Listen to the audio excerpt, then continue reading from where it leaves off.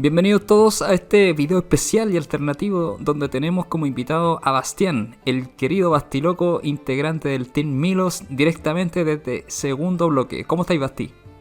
Bueno, primero que todo, hola cabros, ¿qué tal? Bien, bien, aquí ansioso de empezar este vídeo, mostrando aquí el masito que pude armar y pude competir con él, así que vamos a darle. Y bueno, cuéntanos de qué se trata esto, po, de qué es lo que compone tu baraja, en definitiva, cuál es el enfoque de ella. Bueno, la idea principal de este mazo es bastante sencilla, quiere ir hacia adelante, es un mazo agresivo, por lo tanto es un mazo agro, esa es la idea central. Dale, ¿y de qué formato estamos hablando?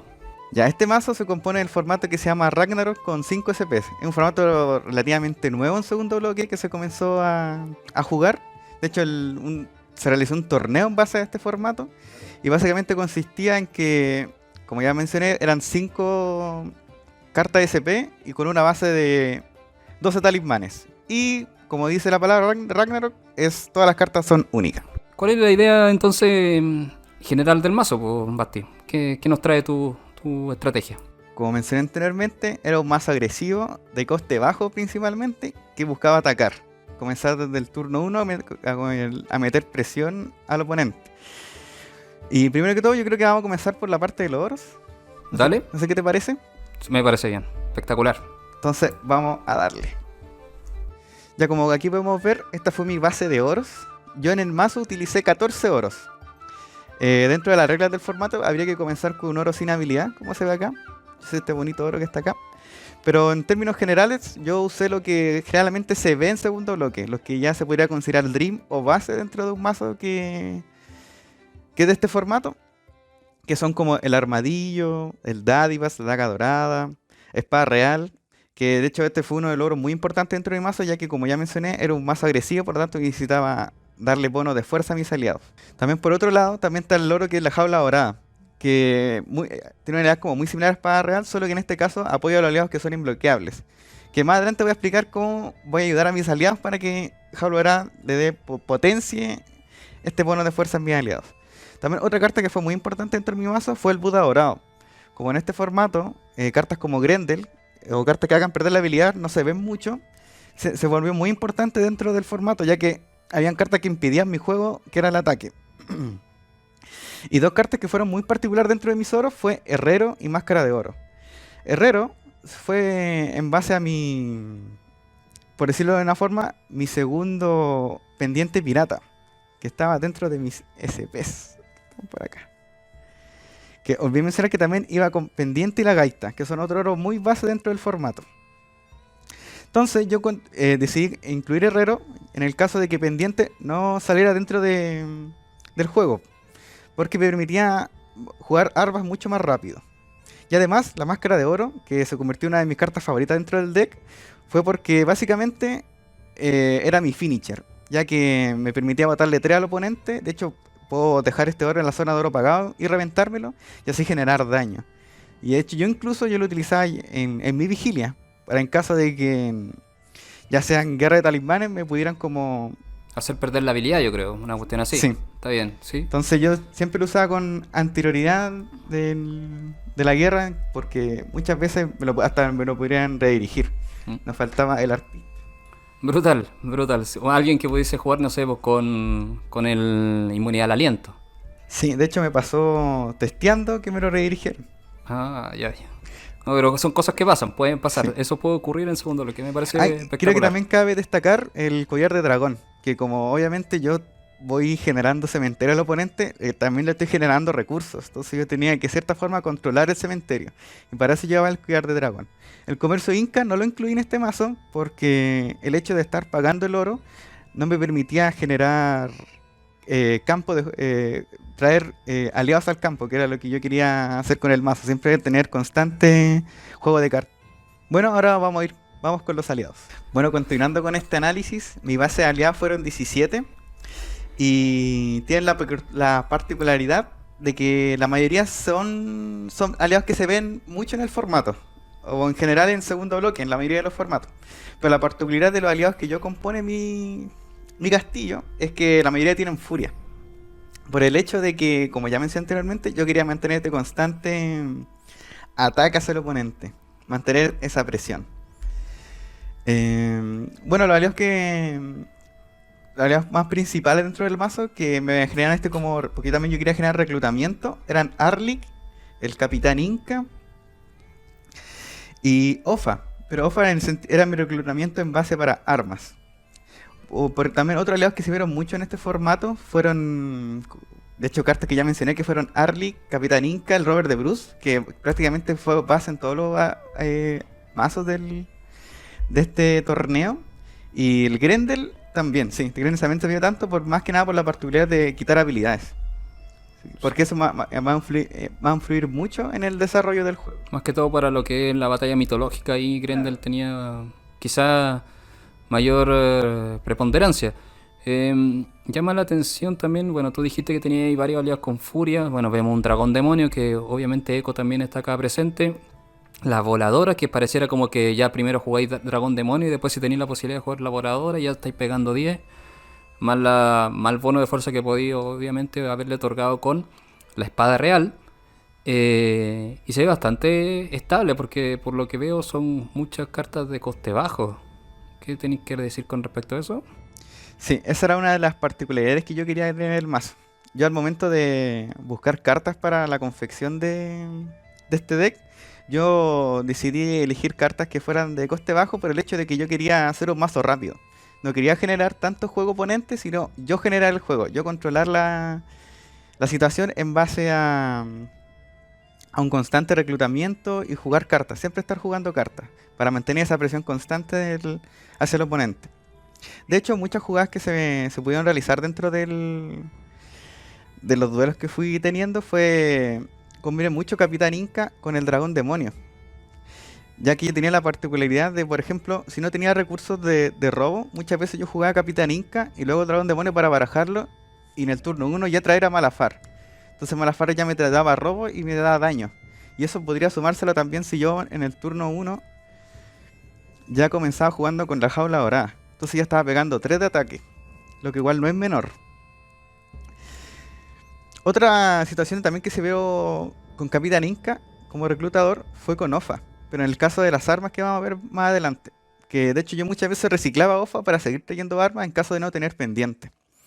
Porque en este mazo era muy importante tener armas dentro del campo, ya que como se ve ya son aliados que tienen furia y en mayoría son imbloqueables, pero su fuerza es muy baja. Teniendo excepción la voladora, Dragón Demonio y Jack. El calabacín. Calabacín, cabeza de calabaza. Brutal. Un gran valor. Sí. De hecho pasó en una ocasión que Arlik fue un aliado muy de turno 1 en este torneo.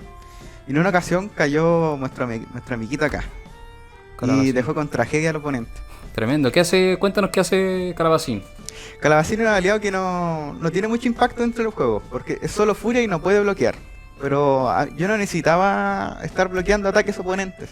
Yo siempre, la mayoría de mis duelos siempre yo terminaba con los aliados en la zona de ataque. Dale. Entonces no necesitaba esa particularidad que dentro de Jack que bloqueara. Yo lo quería que estuviera con el más bono de fuerza posible y que estuviera hacia adelante. O sea, este aliado refleja esta vocación ofensiva justamente, que era lo que buscabais plasmar en la elección de tus cartas y jugabilidad. Incluso yo recuerdo que tuvimos la oportunidad de testear esta baraja y justamente me llamó la atención la agresividad que proponíais desde la primera oportunidad que se te presentaba, obviamente. Incluso aún más me llamó la atención la elección de este aliado, que uno pareciera que fuera como algo super piola, pero en realidad viendo y escuchando lo que tú tenés que decir de tu estrategia, como que no es nada piola, así que no sé, ¿qué nos contáis acerca de eso? De hecho, justo yo quería hablar de este aliadito. De hecho, estos dos, Haran-El y Halmar, se ven un aliado bastante sencillo porque Haran-El es un aliado bloqueable, 3-1. Entra en juego turno 1, se queda tranquilo. El otro sería Halmar, que esta fue una carta que me dio mucho juego con otra arma que es Hacha Inca, que me da Dale. mucha potencia en el turno 1. Porque poniéndolo en el contexto de que ya puedo comenzar con pendiente y tener Halmar en la mano. Ya un juego mi aliado no genera mucho impacto. Muy rara vez, de hecho nunca fue anulado este aliado. Este nuevo salía del juego cuando ya tenía Chainka incorporada. ¿Qué dice Chainka? Da uno la fuerza por cada carta en la mano. Entonces yo al buscarla con pendiente, puse su coste claramente, entonces ya tenía dos cartas en campo, Jalmar y Chainka. Y ya estaría pegando alrededor de su 7, 8 de fuerza. O sea, un 2 para 8, 2 para 7 es tremendo. Un aliado que se ve inofensivo en el papel. Y eso podemos sumarle que puedo tener después Jaula Dorada, al ser aliado bloqueable, y puedo tener espada real. Sí, está bien. Muy brutal, o sea, sí, tiene una idea bastante acuática y ahí yo cacho que se justifica el hecho de que hayas colocado Herrero. ¿Cachai? Porque como colocaste a Ofa, que Ofa es un acelerador de armas, entonces se entiende mucho más la idea y como que integra bastante las cartas a tu estrategia. Está bastante buena, está interesante la cosa, Bastiloco. Sí, totalmente. De hecho, quizás los únicos aliados que se alejan un poco de lo que es agro sería el Tépegos. Y quizás tomaría un poquito de lado al Serialior. Bueno, igual es un aliado con furia, pero yo lo tenía por dos cosas muy particulares. Porque muchas veces yo podía toparme con aliados que jugaban, por decir de una forma, hacia atrás o más defensivos, que eran ya particularmente aliados defensores. Entonces yo tenía de alguna forma, eso me frenaba mi juego. Entonces yo tenía una forma, tenía que eliminar esos aliados. Por lo tanto, por eso incluí el Cirelior. Porque como casi nunca lo usé como para este daño tan agresivo. Para eso yo siempre utilizaba Malafar, Jalmar, Hanan-El, el Mefistófeles y incluso hasta el Robert de Bruce. De hecho, con Robert de Bruce, lo que pasa mucho cuando se vio mucho en el torneo, que la gente siempre busca counter. Y yo lo que buscaba, como yo quería ir hacia adelante, que siempre buscaba el Yurei. Porque siempre, al tener una gran cantidad de aliados, de armas en el castillo, yo siempre intentaba aportarle un arma al Robert de Bruce en el turno 1. Para así comenzar con este ataque agresivo. Y también yo creo que bueno, lo que se dio era el tema del uso de la armadura mongol, que era como el otro removal, aparte de lo que era la babieca. O sea, no es la babieca de los pobres, pero sí es como tiene un efecto bastante similar. Y que claramente al tú portarle armas a tu aliado, los dejaba inutilizados. Entonces creo que por ahí también iba la onda, supongo. Sí, también como mis aliados, la mayoría siempre estaban portados con algún arma. Estas cartas ya no me hacían mucho efecto, ya como la babieca o la armadura, porque obviamente hay límite de armas dentro de mitos, entonces no me afectaban para nada esas cartas. Bueno, de vez en cuando quizás podrían caer, pero ya al ser aliado de coste tan bajo, siempre tenía un alto reclutamiento dentro del campo de juego. ¿Te parece algo más que decir con respecto a los aliados? Yo creo que ya hablamos todo lo Estamos suficiente listos. de nuestro aliado. Yo creo que vamos a pasar a las armas, creo yo. Que es donde está lo más rico Ya, de este mazo. Así que vamos para allá.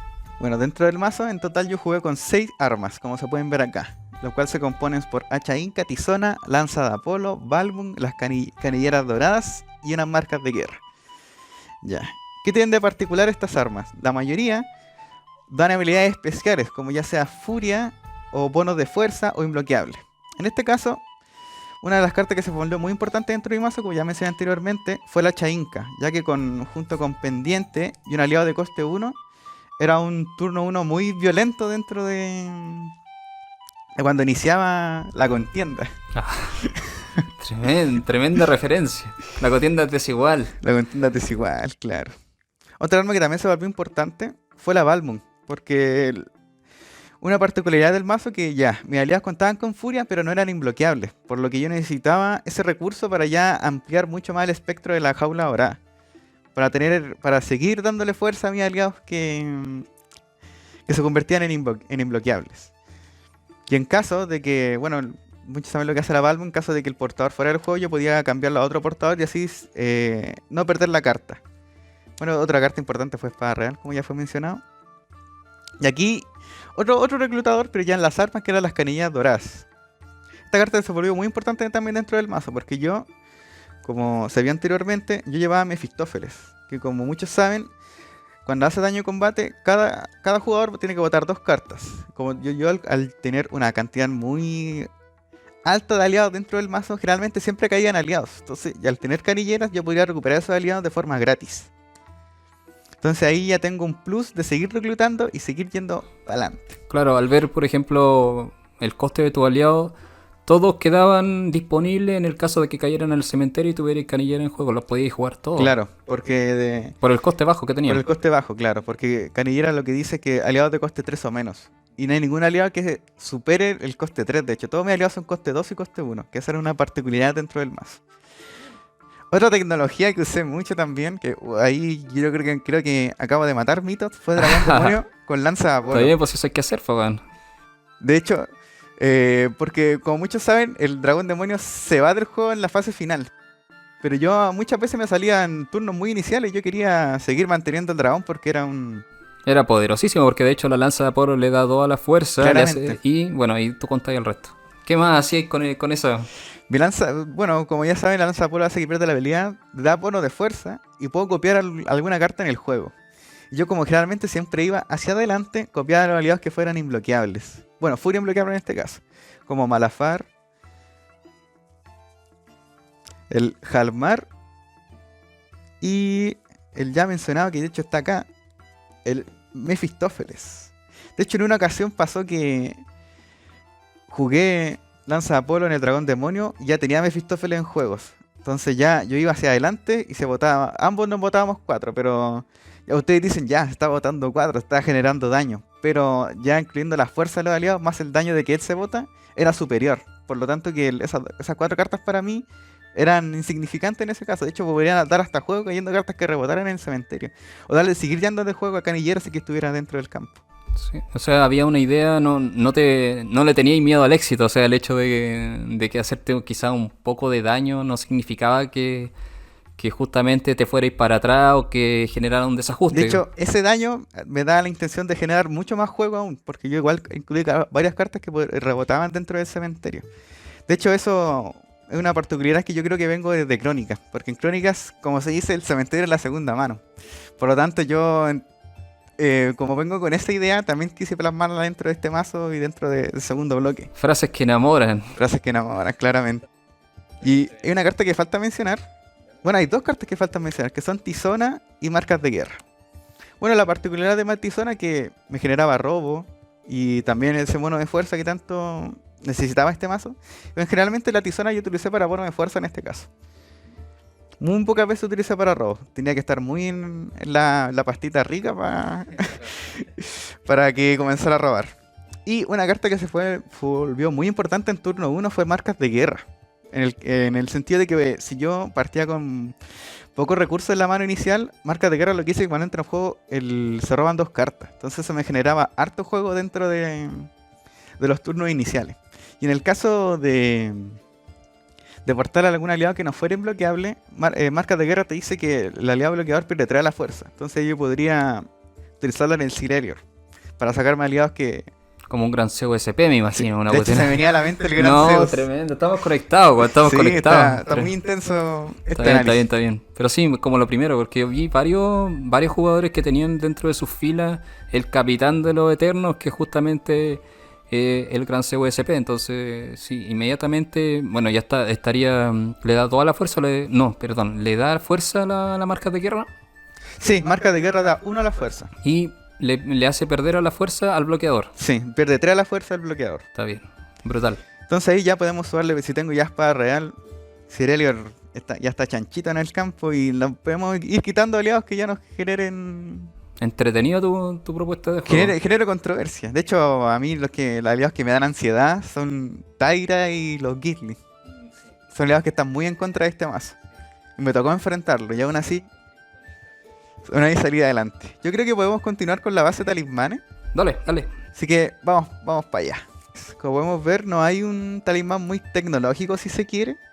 No hay algo que sea muy relevante dentro del mazo porque yo al momento ya de estar en la construcción de este deck me di cuenta de que me faltaba defensa más que alguna tecnología para mis aliados, porque ya esa tecnología ya estaba en las armas, ya estaba en los oros. Entonces yo lo que necesitaba era defensa. Entonces yo gasté mi recurso, por ejemplo, en los SP, en counter. No por el que yo quisiera jugar hacia atrás. De hecho, creo que ya queda más que destacado que yo no fui hacia atrás. Yo lo que necesitaba era defender mis jugadas. Por lo tanto, necesitaba este tipo de defensa. De hecho, como una base reducida de talismanes que eran 12, generalmente se veían, no se veían mucho las dos ballenas juntas, ni la ballena normal ni la ballena SP. Por lo tanto, yo como tuve ese, re- tuve ese camino de poder agregar la SP, no lo dudé y la quise incluir. Porque muchas veces me pasó que yo no tenía mucha defensa. Entonces el mazo no funcaba por el hecho de que al no tener una respuesta clara, mis aliados no se mantenían en juego, o mi juego no era fluido, o ya sabe por qué motivo negativo no progresaba el juego. Quizá un talismán que podría ser considerado tecnológico dentro del mazo, yo creo que sería la sumisión. Porque, como ya todos saben, sumisión, aparte de dar robo, se puede utilizar como un finisher, ya que la carta menciona jugador. Por lo tanto, uno elige a quién se la puede asignar este robo, o más bien, si da a su oponente, este daño. Porque ya sería un finisher muy similar a lo que dice Máscara de Oro, que también son 3 cartas. Y bueno, también lo que se veía mucho en el torneo fueron los aliados, los talismanes de removal, que fue Relámpago, Trago Eterno y el Exorcismo, que se convirtieron muy base dentro de este formato. Y ya los clásicos de Hidromiel y Yurei, que Yurei ya fue mencionado dentro ya de este análisis, que me dan recuperación de cartas que yo quizá ya cayeron. Realmente siempre recuperaba Yurei, porque Yurei como genera 2 oros, yo puedo estar jugando incluso 2 aliados en un turno. Se convirtió en una carta muy relevante dentro del deck. Sí, o sea, viendo la... Bueno, mencionaste el tema de la SP, bueno, casi cierran las 5 SP que disponibles para la estrategia y llama la atención, bueno, quizá de una forma muy particular, el hecho de que no incluyeran la Babieca SP, teniendo en cuenta la disposición de ese punto o ese SP, ese cupo, y dejaste el Trempulcahue, teniendo en cuenta de que muchos se estaban yendo hacia el lado de los aliados, del ataque de los aliados o del control de los aliados, como Nintu, habían varios mazos que tenían Nintu. Entonces como que uno ve la cantidad de talismanes y claramente dice, ya tiene más sentido, o sea, no tengo Nintu, pero tengo Trempulcahue SP.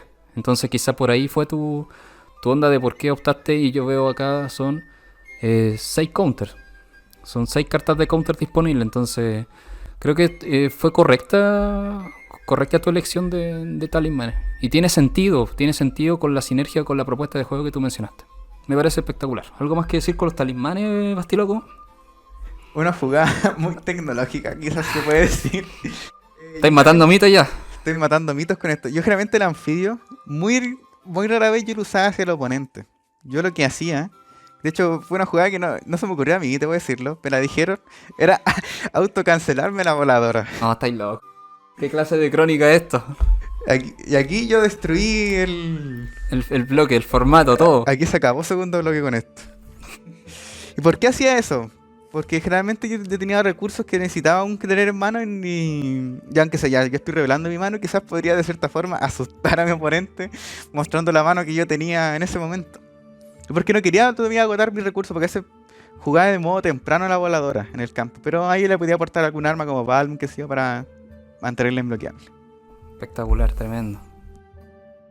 Esas son las Bastitech. Las Bastitech. Las Bastitech. Ya tenemos 2 acá. Anotamos voladora con anfibio y la otra es dragón demonio con lanza de bolo. Qué calidad, weón. Dale. ¿Qué nos queda? Ahora nos va quedando como quizás lo que le da como una base o un sustento al mazo en caso de que el juego se pusiera un poco mucho más lento. Que serían Boku y Totem de la Flama. La particularidad de este torneo es que se vieron mucho base totem. De hecho, vi juegos en que 6 totem en la línea de apoyo fácilmente. Sí, generalmente lo que vimos en el torneo, en las transmisiones al menos, fue Bokonat, que tú ahí lo incluyes. Estaba el Totem de la Flama, estaba Genki Eterno. Y, si no me equivoco, también incluían lo que es la Anima Lumina. Sí. Eran como los 4 que generalmente siempre se vieron. No sé si habían otros más. No sé qué nos tienes para decir al menos con lo que tú incluiste. Yo utilicé estos 2 totems porque ya se convirtieron como base dentro de lo que es segundo bloque. Y también porque dentro de lo que estaba diciendo mi Soma es que me daban robo. Generalmente no usaba la habilidad de la recuperación que tienen ambas cartas. Por ejemplo, Boku una pareja 2 y Totem de la Flama 1. Pero yo nunca utilicé eso. Yo siempre lo que fui era robo. Siempre estar constante esta rotación del mazo, que siempre estuviera en movimiento, que no estuviera estático. Y también me ayudaban en el caso de que el juego se pusiera más lento. En caso de que ya empezaran a jugar con aliados que jugaban muy contra a mi juego, que ya eran o aliados ya de mayor fuerza o aliados defensores. De hecho, un oro muy particular que generaba mucho daño en mi mazo era el Quetzal. Ah, claro, claro, porque permitían a ciertos aliados defensores o los guardianes justamente Sí, bloquear aliados bloquear aliados imbloqueables. imbloqueables. Entonces ahí frenaba mucho mi juego. Entonces en este caso en esos casos yo utilizaba estos dos totems para ir robando y buscando las cartas que necesitaba. En caso de que cayera algo que cayó al cementerio y yo lo necesitaba recuperar, lo utilizaba poco, nada, después robaba con totem de la flama por si salía la carta. Pues esas cosas pueden pasar, pero en general yo lo usaba para robo, siempre estaba robando. Y totem de la flama tiene la particularidad que bota una. Entonces también Podía ser un micro, daño que al final igual... podía eventualmente pesar. Sí, Que, a ver, se me ocurre como la siguiente pregunta considerando tu estrategia. Ya nos dejaste bastante claro que tu mazo iba hacia adelante desde el turno 1, ¿cierto? Desde que tú lanzaste el dado ya tenías ahí un aliado casi prácticamente en juego, en mesa. ¿Qué era lo que pasaba en el late? ¿Cómo te fue en eso? ¿O si realmente te produjo demasiado desgaste al momento de jugar contra un mazo que te contuviera? ¿Cómo te fue ahí? ¿Cómo fue esas batallas si es que las tuviste, obviamente? Sí, de hecho se dieron muy... No sé, generalmente no se dio tanto, pero pasó que se vea un juego más lento, que no progresara tanto. En esos casos yo, como se puede ver en el mazo, no había mucha respuesta para eso. Yo te podría mencionar solo estos dos tótems, que fueron como quizás la única respuesta dentro de este juego más lento, en este caso. O también lo que yo hacía en caso de que el juego se pusiera lento, no tuviera mucho progreso. Yo lo que utilizaba era la máscara de oro. Ya decía, ya esta cosa ya no está yendo muy bien para adelante, vamos a comenzar con los daños. Entonces ya empezaba a utilizar la máscara y ya me la reventaba y ahí ya no me importaba nada, la verdad. Porque había que ir para adelante. Y también lo que yo usaba, si yo estaba en el momento de que yo no podía atacar, usaba el exorcismo y destruía a mis propios aliados. Porque el exorcismo tiene te entrega opciones, es robo o votar. Generalmente yo siempre lo usé para votar. Porque yo nunca me encontré casi la necesidad de tener robo, porque yo tenía bastante robo dentro del mazo. Yo tenía aliados que me generaban robo al entrar en juego. Entonces el exorcismo cuando estaba en esas situaciones, intentaba generar el daño, utilizaba ese daño con el exorcismo. Y para continuar con ese daño, recuperaba el exorcismo con la daga dorada. La daga, sí, buen cartón. Un clásico de lo que es la recuperación de cartas que se nos van justamente al destierro. Es de esos recursos que sí o sí son necesarios dentro de un mazo de segundo bloqueo. Todos entendemos que en el segundo bloque como que es la transición hacia jugar con el destierro de cierta manera. Y cartas que nos permitan hacer justamente ese tipo de acciones es daga dorada, es Pillán y es el templo nestoriano, que son dentro de las más destacadas.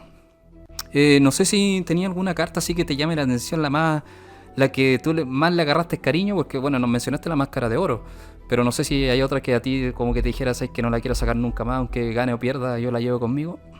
Yo creo que esa carta fue nuestro querido Halmar. Halmar, mira. Porque este aliado, de hecho aunque no lo crean, pasó mucho la combinación con el hacha inca. Pasó mucho esa combinación. Y ese daño era violento en los turnos iniciales. Porque podía entregar que ya después de que ya hace daño ya no había punto de recuperación para el oponente. Porque esa compresión constante te genera como ese nerviosismo en el oponente. ¿Mm? De hecho, dentro de unos duelos que tuve me comentaron que tuvieron que, al ver mi forma de juego, tuvieron que cierta forma, con los recursos que ellos tenían en su castillo, replicar un poco mi propuesta, porque ellos al no tener esa tanta agresividad tenían que de alguna forma apaciguarme o controlarme de cierta forma, entonces tenían que tomar el juego que yo empecé, irse ellos hacia lo mismo, pero como no tenían los recursos que yo incorporé, generalmente igual llegaba a pasar como por encima en cierta forma. Calabacín también se convirtió en un aliado favorito dentro del mazo porque al ser de coste bajo y fuerza 4, yo creo que era muy violento en los turnos iniciales. No se lo esperaban.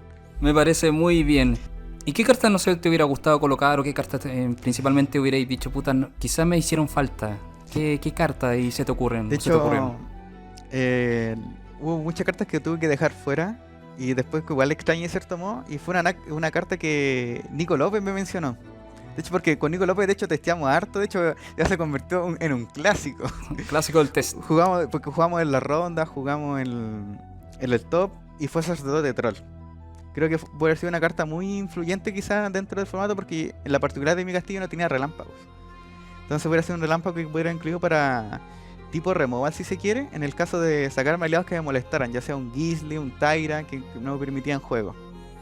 Otra carta que extrañé mucho también puede haber sido un Kukulkan, que como ya mencioné anteriormente, mis aliados la mayoría tenían furia. Entonces yo necesitaba esa particularidad de que fueran imbloqueables. Entonces creo que hubiera sido un gran aporte el Kukulkan dentro del castillo. Claro, junto con la jaula. Con la jaula, ahí tenía un bono adicional de fuerza y de eso tenemos la espada real. Hubiera sido una buena Wincon. Hubiera sido una buena Wincon. Justamente para late. Otra carta que tuve que dejar fuera, ya por la cantidad de talismanes que era restrictivo, era el Jinete de Fuego. Ya que esta era mi combinación junto con la Máscara de Oro. Que era, en este caso, cuando pudiera lento el juego, era mi daño directo. Y ya para estar finalizando, una carta que de hecho Nico López la utilizó contra mí, de hecho, en el top, fue las Malas Astucias. Las malas prácticas. Las malas prácticas, porque esta carta te genera un turno extra. Entonces, en caso de que mi ataque no fuera fructífero dentro de mi turno, ya haberla jugado, ya tenía un turno extra para finiquitar en caso de que lo necesitara. Tremendo, tremendo. Creo que te faltaron cartas importantes. Yo creo que Sacerdote Troll, su velocidad relámpago, su coste bajo, incluso te puede haber quedado hasta bloqueando si no tenéis el oro suficiente para ganar el control. Y de hecho, creo que podíais ganar control de cartas como las que tú mismo estabas jugando, por ejemplo, como los coste cero. Los coste cero Capitán, porque siempre lo que se veía era que Capitán portaba la lanza de Apolo, entonces te ganaba ahí el control de eso y quedabas pero flipando. Sí, hubiera sido una buena tecnología. Una buena tecnología, sí. Además, se hubieran aprovechado mucho los relámpagos en este torneo. De hecho, Nico López lo descubrió, si se quiere, que los relámpagos han sido muy influyentes dentro del torneo y no muchos jugadores lo aprovecharon. Y creo que yo también caí en ese mal que no aproveché los relámpagos. Jugar en el torneo oponente se hace muy pesado dentro de lo que es mitos y leyendas. Claro, tremendo. Sí, porque a ver, la lógica de jugar en el turno oponente simplemente se queda en la idea de cómo responder, o sea, counterear, ¿cachai? O utilizar, no sé, pues, cartas como de removal en la batalla mitológica. Pero ¿qué pasa cuando el oponente no te ataca? Se pierde esa instancia para poder jugar justamente. Entonces, los relámpagos, esa velocidad que te da, esa habilidad especial, se vuelve bastante importante si uno lo logra aprovechar. Eso me pareció bastante interesante, pero le haya gustado. Y enganchemos al Reddit de segundo bloque, pues, que nos queda poquito. ¿Qué nos tienes que decir? ¿Qué esperáis de eso? Se nos viene... Acá está. La verdad yo estoy bastante ansioso por el Reddit de segundo bloque. Ansiedad. Porque yo no tengo mucho naipe del formato. Yo lo que más juego es Crónicas. De hecho, yo retomé a jugar las mitos y leyendas. Yo retomé en Crónicas. Y segundo bloque ya entré... De hecho, no llevo mucho tiempo jugando segundo bloque. Llevo un par de meses aún. Crónicas lleva un poco más de tiempo. Y para mí es bastante esperado porque he tenido que entrar en estas malas prácticas de fichar. Entonces creo que va a ser una buena incorporación para la gente que no tiene naipes. ¿Y qué carta esperáis? Ya cerrando esto. ¿Qué carta estoy esperando? ¿Qué carta estáis esperando, weón? Una carta que estoy esperando con ansia, yo creo que sería el buen Bukut Kakix. Bukut Kakix. ¿Y tú crees que va a estar dentro del pool de leyendas? Elijo creer. Elijo creer. Eso, pues, Bastiloco, ¿cómo lo pasaste? Súper bien, me gustó analizar este mazo, pude descubrir cosas nuevas de este mazo quizás, y es bastante interesante cómo desmenuzar esto, porque ahí se pueden mostrar estrategias, se pueden mostrar cartas, quizás en este mazo no se vieron tantas cartas muy diferentes, pero se ve una forma quizá un poco no tan común de utilizar. Me parece muy bien, muchas gracias, pues, Basti, muchas gracias y esperamos con todo que este Reddit y que en un momento 2030 y tanto venga el Reddit de Crónica, así que eso. 2070 Crónica. Que estén muy bien, compadre. Gracias por todo. Nos vemos. Gracias por el espacio.